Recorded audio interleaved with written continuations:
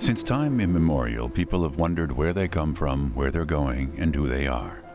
Humankind has reinvented the world again and again, always believing in the possibility of a better future.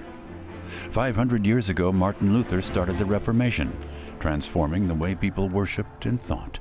Today, we're standing at another crossroads.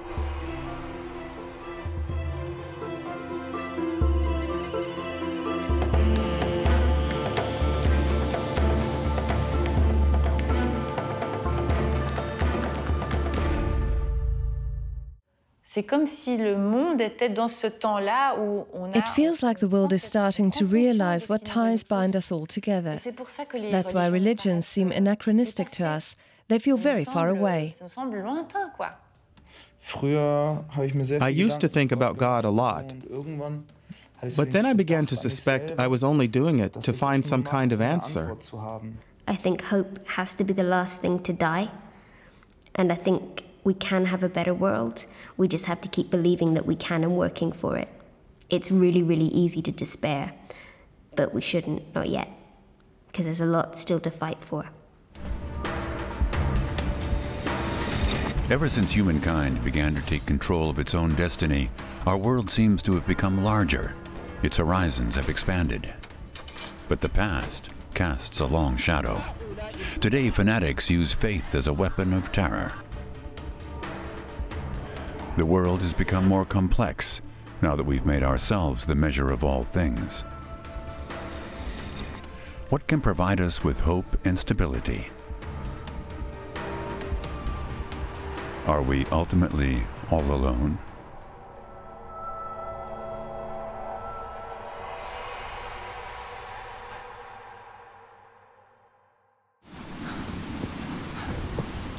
"500 years ago, Martin Luther lit the fuse of the Reformation, and our long path to what we call the modern autonomous self began.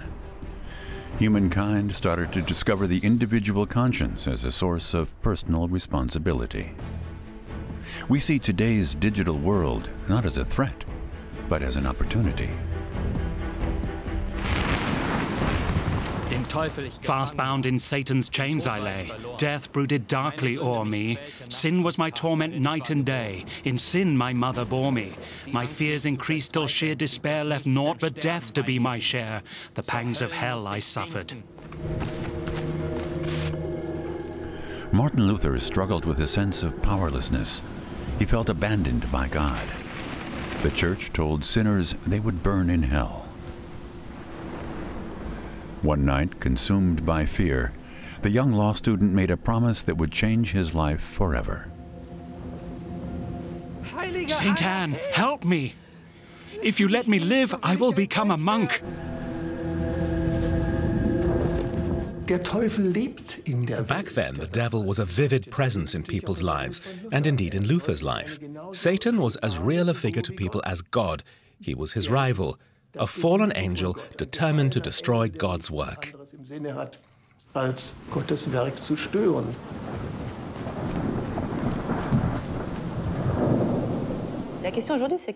The question is, what can we do together to pull ourselves out of the chaos gripping the world today?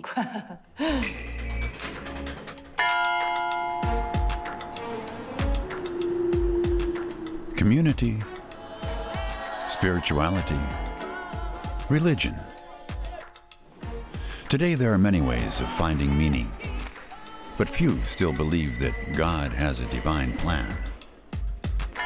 Yeah, there's a huge amount of change happening, and sometimes it feels like you almost have whiplash because there is so much coming down the road, both in terms of the digital revolution and in terms of how the world is going to shift, whether it's with climate change or the coming economic crises or demographic shifts. There is a huge amount of change coming down the line, and I think the question is how we're going to survive that change and how we're going to survive each other.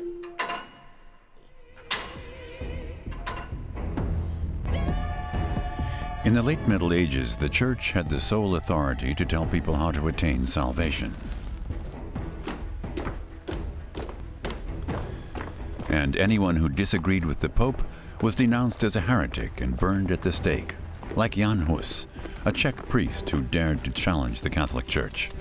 The Church alone purported to know the answers to questions about the afterlife and the soul, and life, of course, was lived under the watchful eye of an almighty God. In the past, we used to have the view that God being able to see everything, control everything, was also the ultimate sort of eye in the sky. You couldn't hide from God.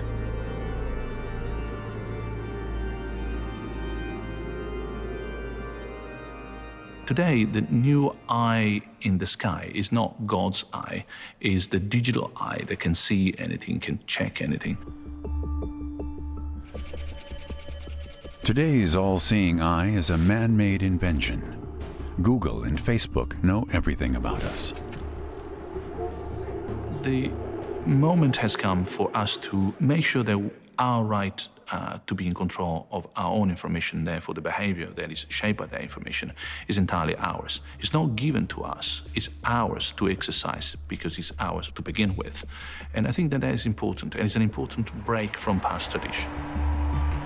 Edward Snowden is seen by many as a hero, his every utterance from his Russian exile followed on live stream by his fans. He defends the values of the digital world, but is also one of its sternest critics. Freedom of speech doesn't mean so much if you don't have the space, if you don't have the protected area to think about what it is that you really want to say. Same for freedom of religion. You have to be able to decide, free from outside influences, outside of social pressures, what it is that you truly believe.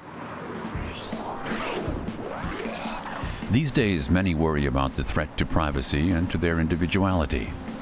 But what exactly is this free, autonomous self that we defend so doggedly? Is it the way we feel? Is it the way we view the world? What is a person? What is an ego? It is that silent language that we have with ourselves. It is the capacity to speak to ourselves silently and to review who we are and who the others are in the recesses of our soul, with ourselves. I think a hyper-networked world changes that kind of silent language that we have with ourselves. The silent language is now endless buzz. Digitalization could help bring about a global revolution. But throughout history, it's always been the same with technological developments. It's not only about new tools. They can help us. But ultimately what matters is what's going on in our hearts.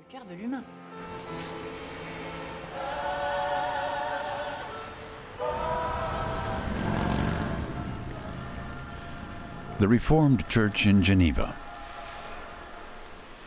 Pastor Carolina Costa is bringing the church into the 21st century. The church is open to all religions and denominations. Many of the members of her community found one another online.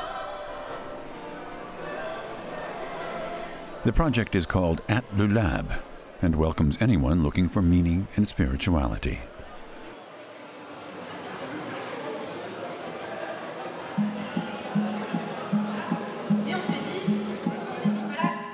We all have one of these.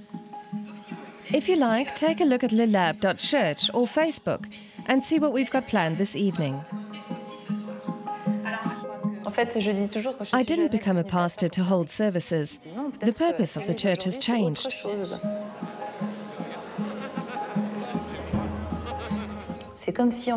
I believe that young people have reached a much higher plane of religious or spiritual awareness than in the past.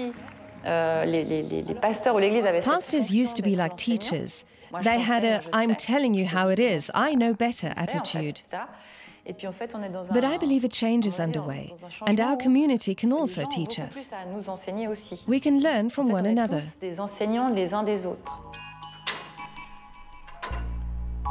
600 years ago, the Roman Catholic Church was divided by the Papal Schism. 3 men claimed to be the true Pope and were vying for power and sinecure. In 1414, King Sigismund convened the Council of Constance.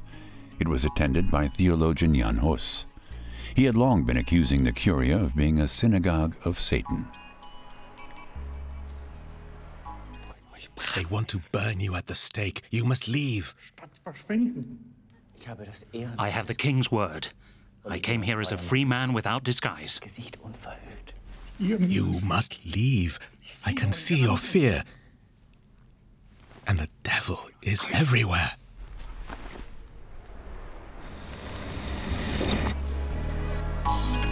The Constance archives reveal what happened to Hus. The mood at the council became increasingly hostile. But Hus refused to recant his condemnation of the Roman Catholic clergy.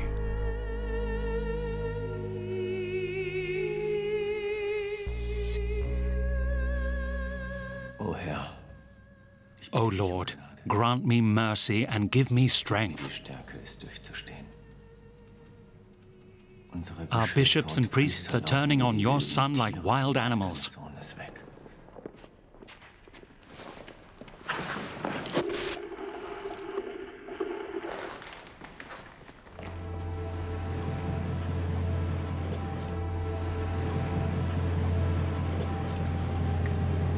I believe in God. All our family believe in God. And our belief was so strong that make us keep on going, you know. It's very difficult when you face death or you face desperation. Regina Catrambone is based in Malta. She has her own boat and rescues migrants in distress from the Mediterranean. She and her husband founded MOAS, the Migrant Offshore Aid Station, with their own funds. And also the words of Pope Francis in 2013, when he went in Lampedusa, when he said that we need to break our bubbles in which we live, that we cannot be indifferent to the sufferings of others, that we need to use what we have, our talents and our skills, for others.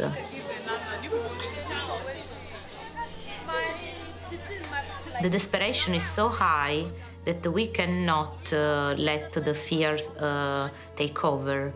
We need to be stronger. We need to open our hearts.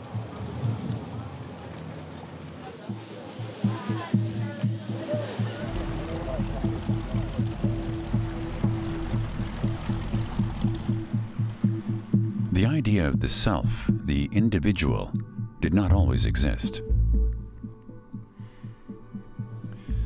Some 70 years after the Council of Constance, Renaissance artists began to rediscover the classical ideal of the autonomous man. The concept of the self began to take root.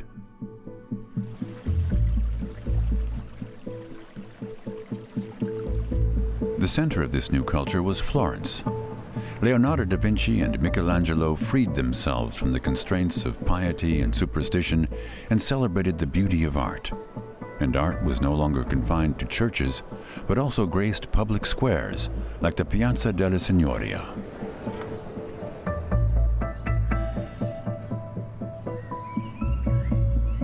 Mankind emerged from the shadows of history and discovered the joy of the free mind and spirit.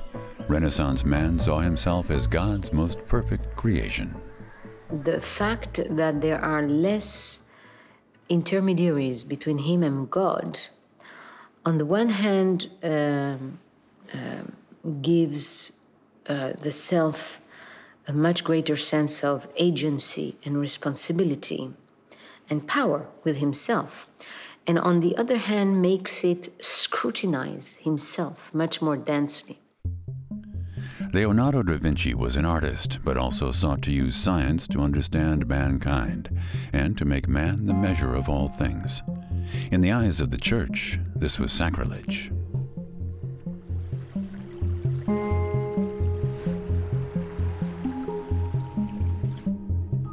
With a ruler and a compass, he set out to recreate the harmonic proportions believed to govern the human form as God had created it. A new self-awareness had dawned. Modern man was finding his identity. Soon, he would start to conquer the world. The Vitruvian man, now represented by Leonardo, that is once again, a lot of centrality. It's us measures of all things, as opposed to say, we are here to serve all things. We're not here to measure them and to make sure that they obey to our own dictates. You see, some way we have treated nature as something that we wanted to dominate, control, master. And we've done this to each other as well. We've done this to the whole universe. And what I'm suggesting is that we should stop. At the Council of Constance, his enemies prepared to put Jan Hus on trial. A tall paper hat was placed on his head to mark him as a heretic. On the 6th of July, 1415, Jan Hus was sentenced to death by the Assembly of the Council.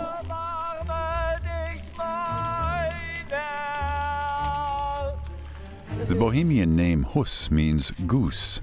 Supposedly, his last words were, "You this day burn a goose, but 100 years hence a swan will arise, whom you will not be able to roast or boil." I don't believe in God, no, but I have respect for people with religious faith. That wasn't always the case. When I was a kid, I went to a very religious school and I was always railing against it, you know, the injustice and the lies. But, you know, as I got a lot older, I've realized that there are all kinds of stories people need to tell themselves to get through the day.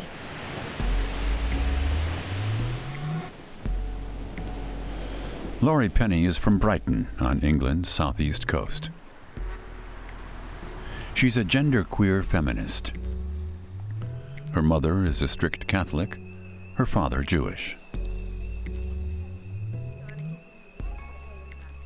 What I am against is people using religion to control other people. I'm against many of the gender doctrines of more extreme Islam. I'm against many of the controlling aspects of Orthodox Judaism, but the common factor is people using religion to control other human beings. And I don't think that is unique to any one religion.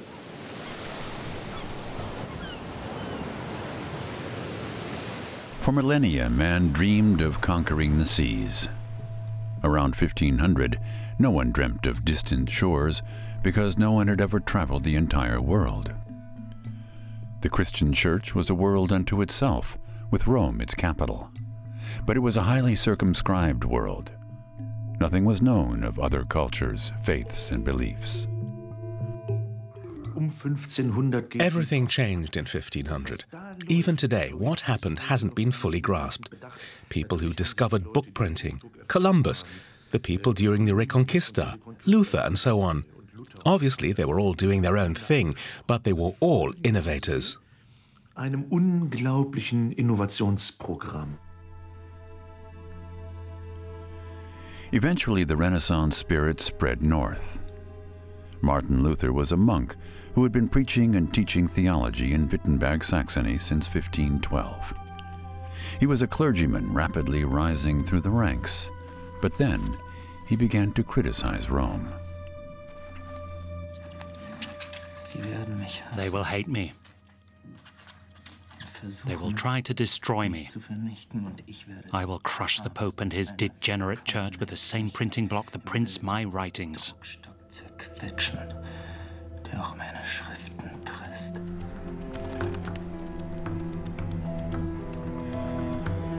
In Strasbourg around 1440, the goldsmith Johannes Gutenberg had begun experimenting with movable type and a printing press.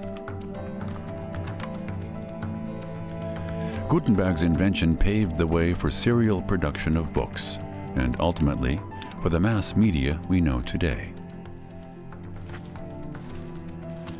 His 42-line Bible sparked a revolution which liberated faith from the clutches of the church and allowed people to discover it for themselves.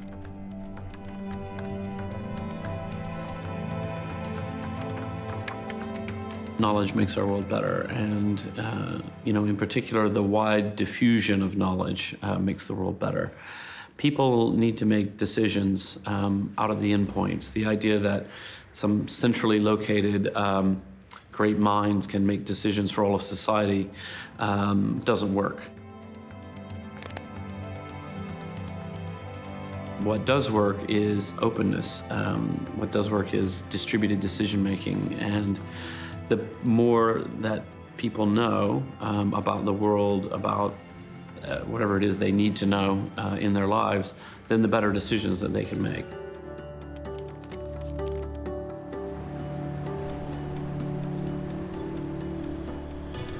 As a young Augustinian monk, Martin Luther went on a pilgrimage to Rome. There he found a disconcerting world that was nothing like what he had expected. Here in the heart of Christianity, he witnessed pilgrims being robbed by the church practice of selling indulgences. In Rome, Luther wanted an indulgence, but couldn't reconcile that with his conscience. He started asking, doesn't the church in Germany have anything better to do than send money to the Vatican?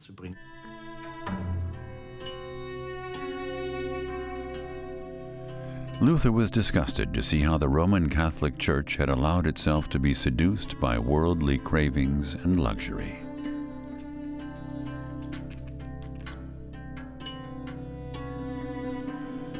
Back in Germany, he printed pamphlets that depicted the Pope as a greedy monster and criticized church abuses.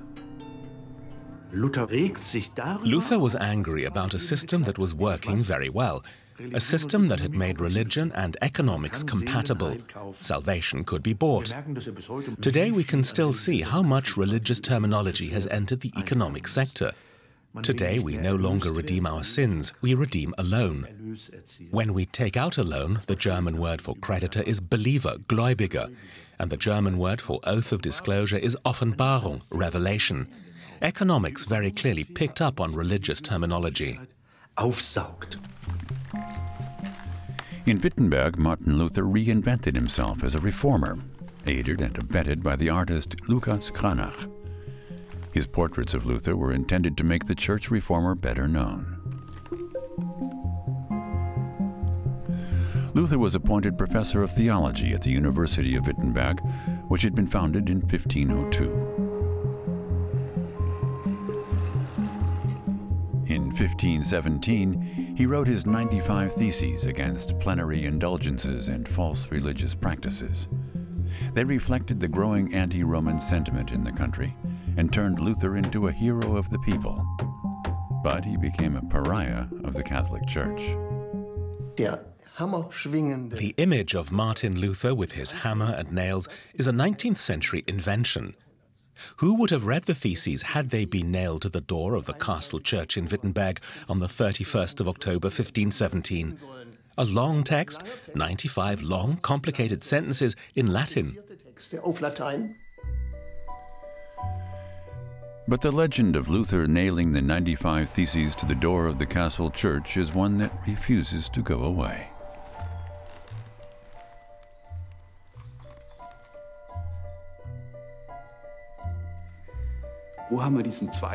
What happened to the doubting, desperate Martin Luther? The one who was constantly poring over the scriptures in St. Paul, the one who was deeply troubled. We don't see this Luther in the paintings. That's how we've interpreted him. But the purpose of the Cranach paintings was actually to convey an image of Luther that was necessary to advance the Reformation. And they depict him as a latter-day saint.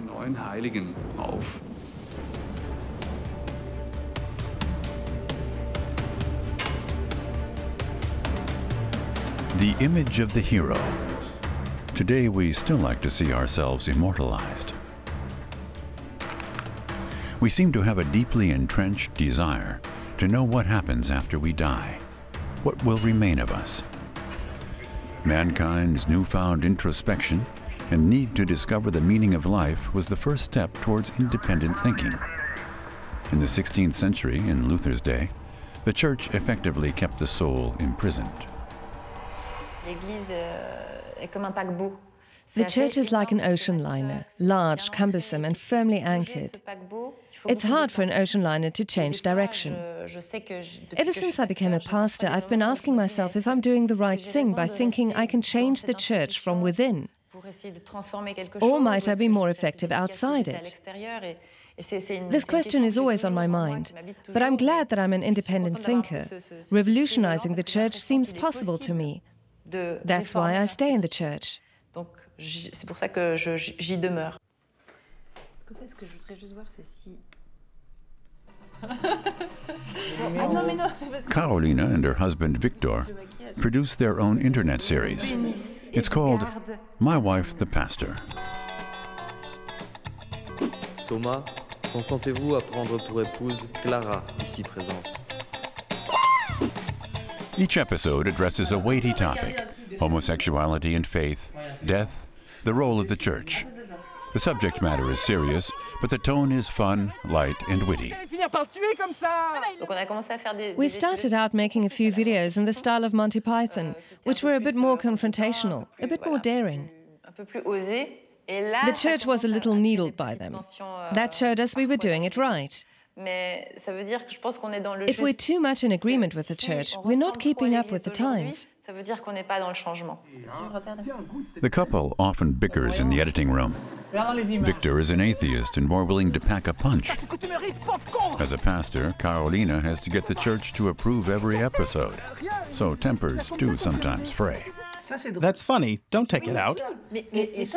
I know. It's okay. But maybe it's too much. It's very subtle. I just can't say that.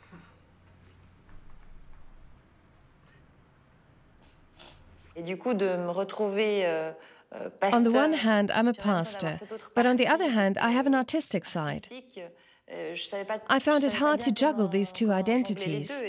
People were always saying to me, you need to decide. You can't go through life being both a pastor and an actress.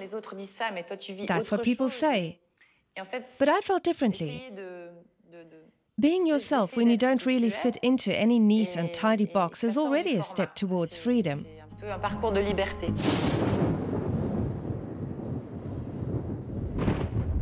It all began with Hess. He started everything. Luther's 95 theses were translated into German. By the time he was 36, he was famous. I will not burn. I am the swan. So far, he had failed to tell people how to rid themselves of their fear. But now Luther saw everything clearly.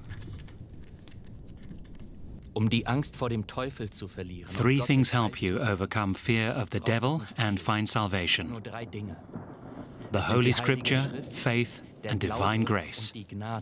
Scriptura, fide, gratia.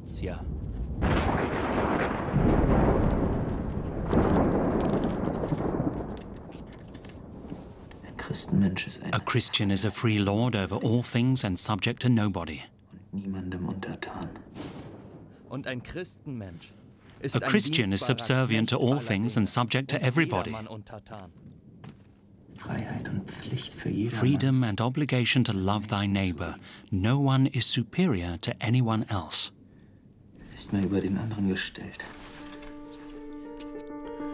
Luther's most important works were on the freedom of a Christian, to the Christian nobility of the German nation, and on the Babylonian captivity of the Church. They changed the world, their publication marking the start of the Reformation.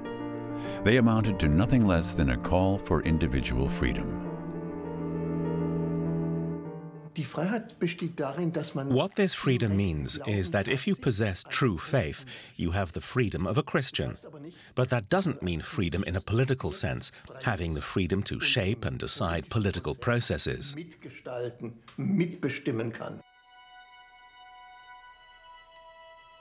I think without Luther, we would not have had the first fundamental step towards individual responsibility, which then is the cornerstone of future democracy. You need to make people individually responsible for their actions, directly in touch with the source of authority.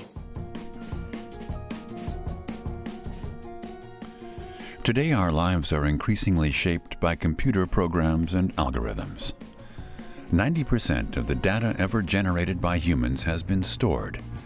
Anyone who can access that data is necessarily powerful. We might soon find our freedom and autonomy under threat. Just having the internet on a phone in your pocket makes you an entirely different kind of human being than human beings that existed for most of history. I think it's really, really important to have a network connecting people all over the world to each other, to have that way for people to find out information and talk to each other without the mediation of authorities and the state. People no longer feel that they can trust governments. And the only way that governments can truly avoid this is by making sure they hold themselves to the highest standards of behavior, to making sure they deliver a form of accountability where we see as the public when they do cross the line, when they do outrage the conscience. If they don't hold themselves to a higher standard of behavior than we, sort of the powerless private citizens, are held to, how can we trust them when they're invested with the greatest powers, the greatest privileges, the greatest capabilities, and yet whenever they break the law, nothing happens to them?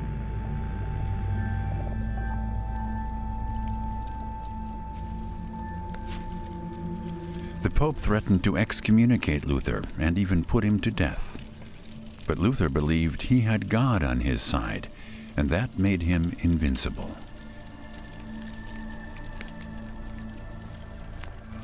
They fear me like the plague. Who cares if they despise me and burn me at the stake? I will remain steadfast and tell the world that I have no choice but to obey my conscience and my God.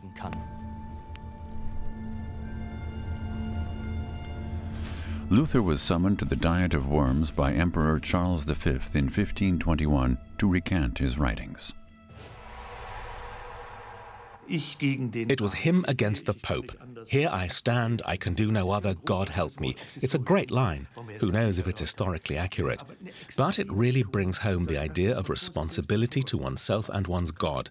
With those words, he made himself a very impressive role model.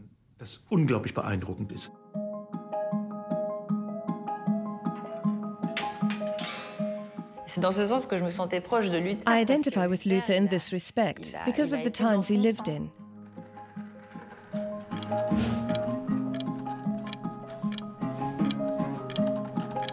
The whole dispute that erupted led to the schism. That wasn't what he wanted. What he wanted was to reform the church. I'm not saying I'm like Luther, but I do believe that young people are keen to question things.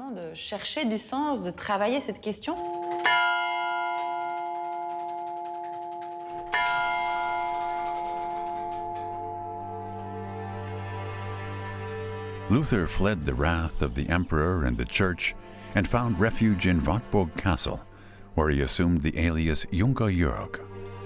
Now, not only was he haunted by fear of the devil, but also by his own conscience.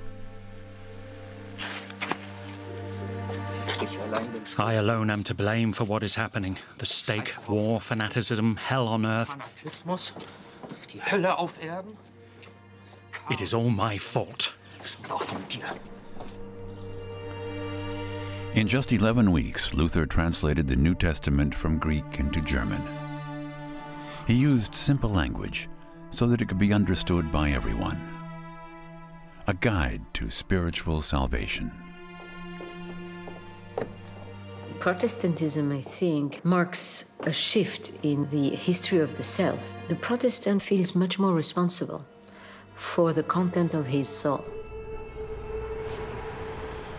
But on the heels of this newfound conscience came self-doubt. In later centuries, Luther's legacy left many afraid they lacked spiritual strength.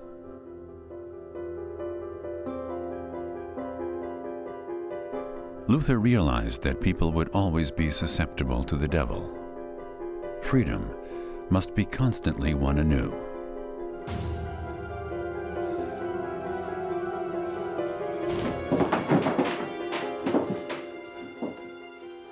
Did anyone ever enter heaven just because they were a pious monk?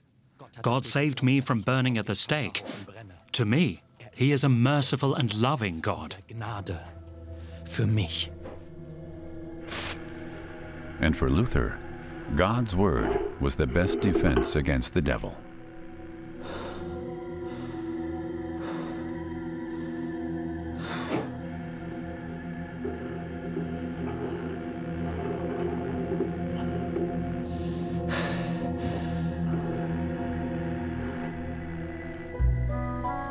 The complete Holy Scriptures, the Old and New Testament, were published in German in 1534. Luther's Bible, in turn, shaped the development of the German language. And Luther's Reformation left its mark permanently, not only in Europe's Protestant north.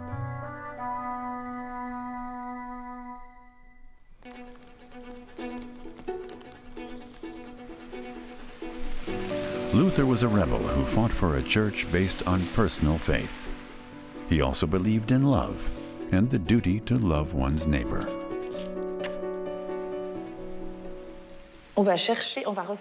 We can seek and find love in everything we do, but it will always be incomplete. Everlasting love is elsewhere, in the bottomless well inside ourselves.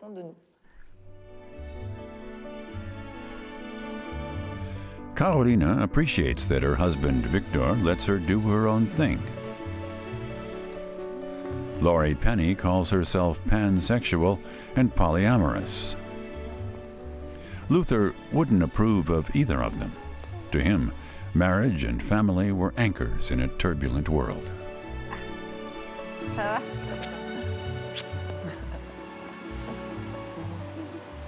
Now, what is love? It's an idea in our heads, and that idea is constantly changing. You know, the idea of romantic love is entirely different now than it was 100 years ago, and we think of these things as constant, but they're not constant at all. Luther rejected celibacy.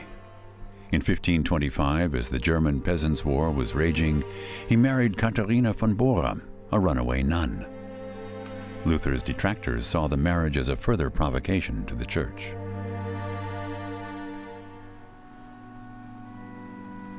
Attaining freedom through faith, a dream that began to turn sour.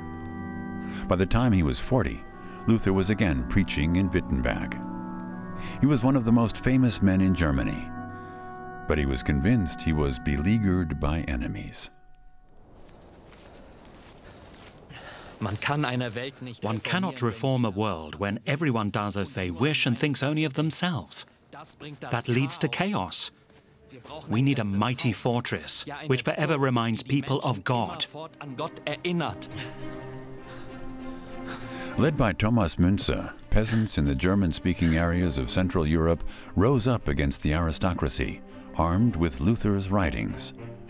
But he did not support the insurrections. These rapacious, murderous mobs are riding roughshod over the Bible and dragging it through the mud. They should be put to death like rabid dogs. Martin Luther was petrified of chaos. Now he pinned his hopes on the princes and the Reformed Church to restore order.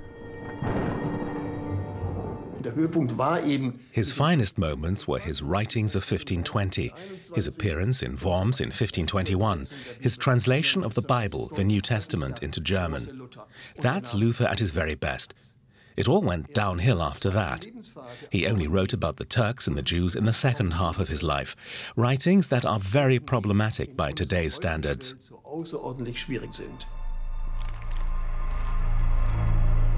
Luther wrote on the Jews and their lies, urging people to persecute Jews and set fire to synagogues.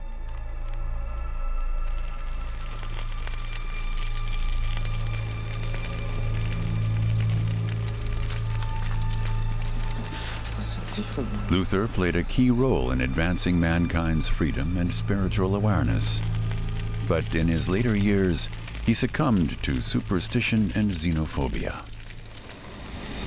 I believe that we can succeed if we are good. And to be good, you don't need to take a gun and kill someone else. That is not a religion. That is terrorism. That is craziness. The devil that Luther thought he had defeated had once again gotten his claws into him. He believed the devil was in cahoots with the Pope and peasants, Turks and Jews, to undermine the Reformation. Hus did not stand a chance. As for Munzer, he deserved nothing better. I killed Munzer too.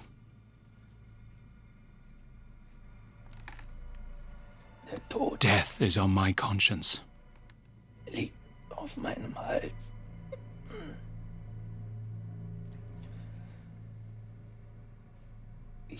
I did it because he would have killed my Lord.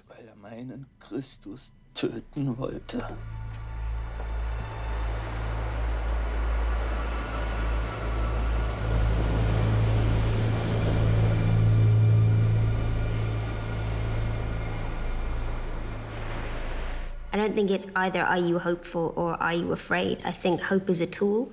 It's not a feeling. People didn't get out of the Titanic and jump onto the lifeboats and cling to pieces of wood because they were hopeful that they would be saved and they knew they would be saved. But hope is what allowed the people who were saved to get through that. Hope is what you do, even if you don't see the direction of the future. You have to practice hope. For centuries, people simply followed the path laid out for them by their church and their leaders. The Reformation showed them another way. 500 years later, we're free agents, heading into a new dawn. We feel a responsibility to the future, but we also feel more anchored in the here and now. You know, life is just so full of completely unexpected events nowadays. But there's a beauty in that. You know, it used to be before when I was working for the government, I always looked at the next day, the next week, the next month. Now I live it one day at a time because I don't know what's going to happen. But it's actually a lot more enjoyable that way.